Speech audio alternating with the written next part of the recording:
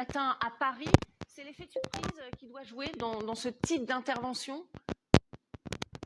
Bien sûr, je pense que Vladimir Poutine est un joueur d'échecs et un stratège, et il prend toujours ses décisions un peu à rebours de ce que tout le monde attend, en particulier les Occidentaux, qui restent sur leurs convictions et sur leur dogme, donc qui sont assez prévisibles finalement.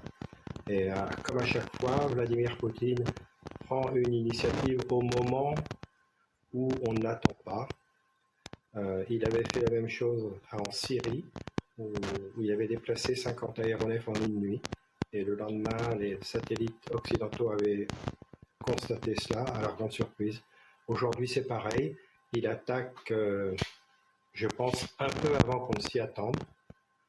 Et l'effet de surprise sur le plan militaire, on le sait bien, c'est toujours un avantage tactique et stratégique. Effet de surprise, mais Vladimir Poutine doit aussi aller vite et que ce conflit ne dure pas, en tout cas en longueur. Bien sûr.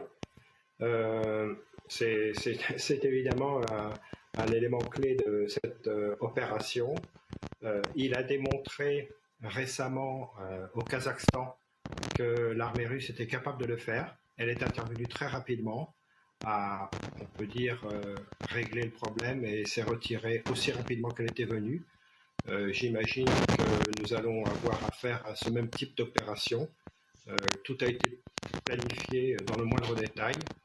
Et oui, ça va être une opération très rapide, je pense. Alors, l'opération vise à protéger les territoires autoproclamés de Lugansk et de Donetsk. Il y a également des explosions entendues à Mariupol, qui est le grand port du sud du Donbass, le long de la mer d'Azov. Il y a également la ville d'Odessa qui borde, cette ville borde